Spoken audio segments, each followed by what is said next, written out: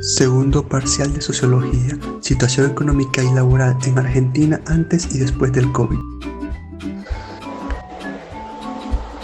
La noticia habla sobre el 32,5% de la población que trabaja por cuenta propia y no tiene registros para ejercer su actividad, y el 4%, si bien se registró alguna vez, no cuenta con los pagos al día.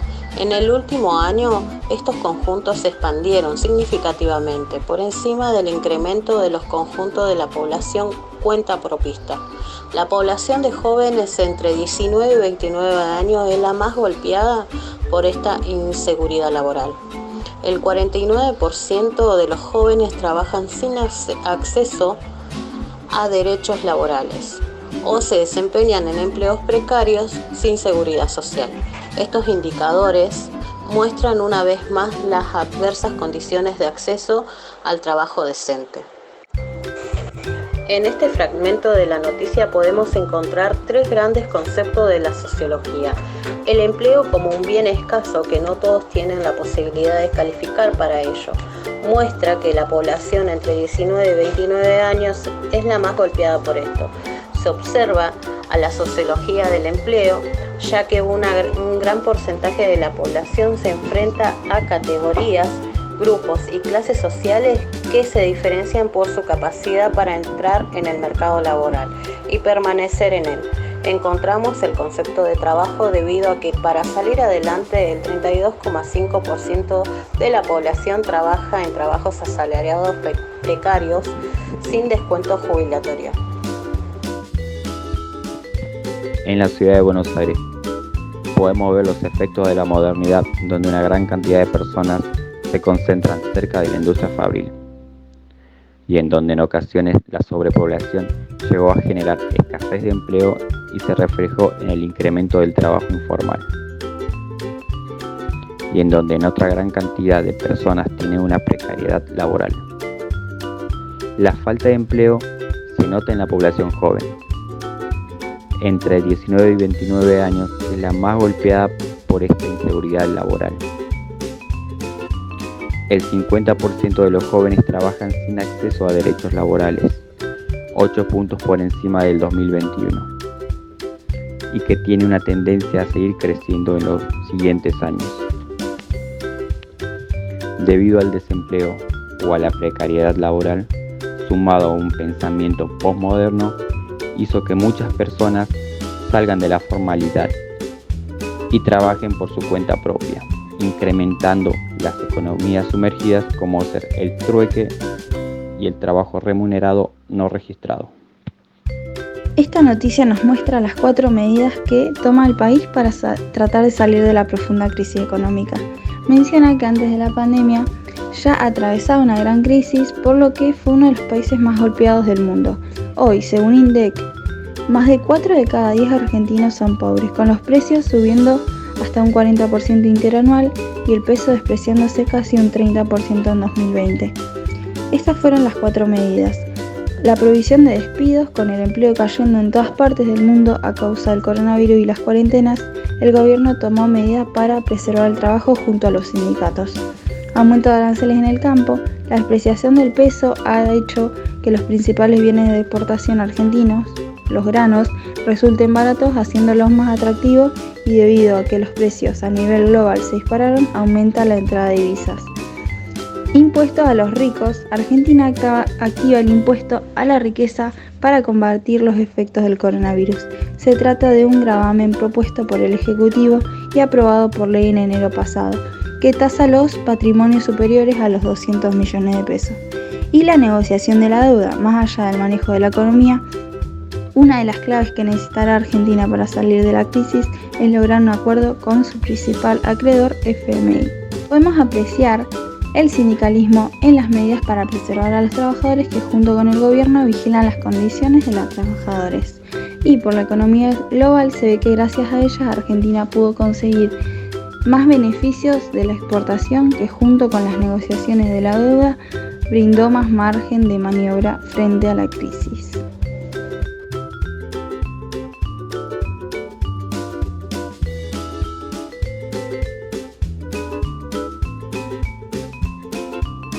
Antes de la pandemia del COVID-19, solo el 17% de las y los asalariados teletrabajaba.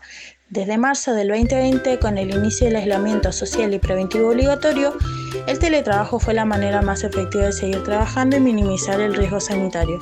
De esta forma, en la actualidad se fomentó el uso del teletrabajo, el comúnmente llamado home office.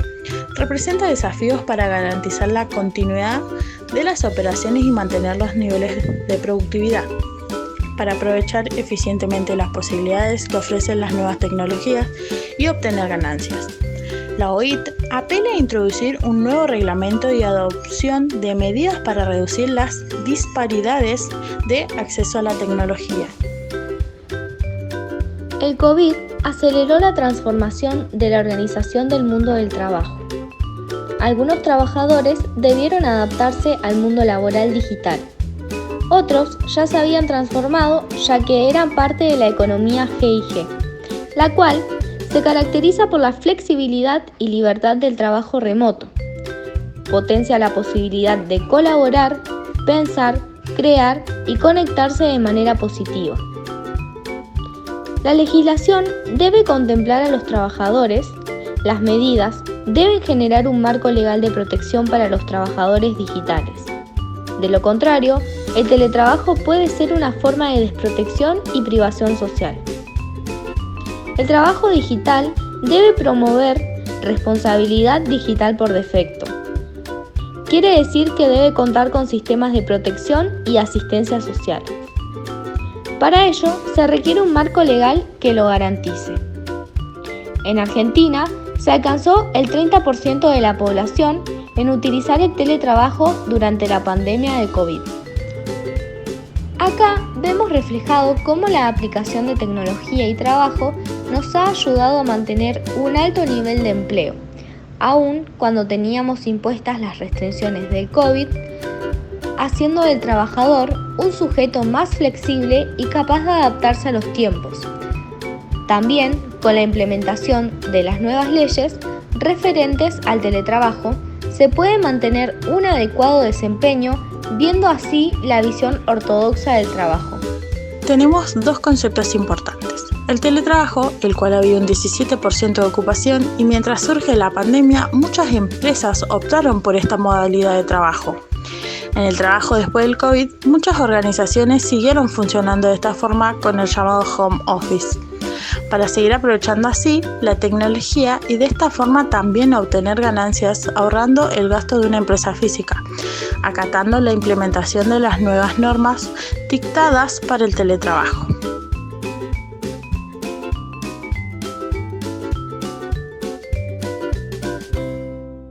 El impacto de la pandemia en el ámbito educativo y laboral no fue menor. En el panel titulado La educación y el trabajo en la vida tecnológica se hace hincapié que el mundo está atravesando un salto de escala, producto de una aceleración cada vez más acentuada en los planos técnicos y humanos. El impacto de la digitalización se hizo notar cuando 3.000 millones de personas no tuvieron conectividad durante la pandemia. Se hizo énfasis en que lo técnico atraviesa todas las esferas de nuestra actividad, por lo que la tecnología impacta también al que no está todo el día conectado. En la presentación se focalizó principalmente en el ámbito educativo y a través de distintos indicadores se concluyó que la pandemia no solo agudizó desigualdades, sino también las visibilizó.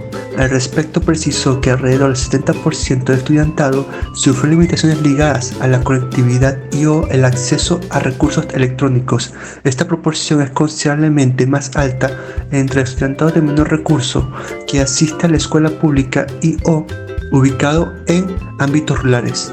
A su vez, el 49% de los docentes señalaron limitaciones en la conectividad a Internet, mientras que el 42% de los docentes remarcó que la falta de recursos electrónicos condicionaron mucho el trabajo docente.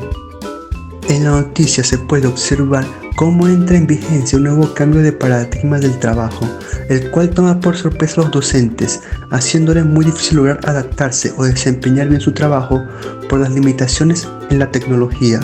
También se puede observar que el concepto de la meritocracia es totalmente falso, ya que no tiene en cuenta el punto de partida de las personas, como los estudiantes con bajos recursos o en áreas rurales, y las dificultades que enfrentaron durante la pandemia para asistir a sus clases.